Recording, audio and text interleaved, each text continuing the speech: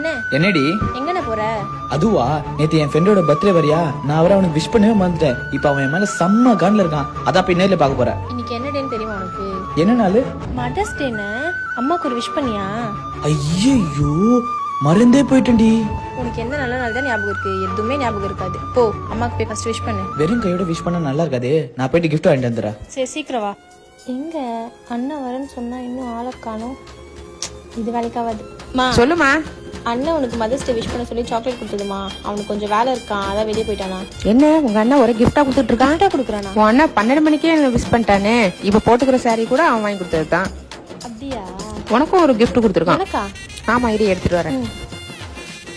Happy mother's day D. என்னடா உனக்கு wish பண்ணாங்கன்னு நினைக்கிறியா?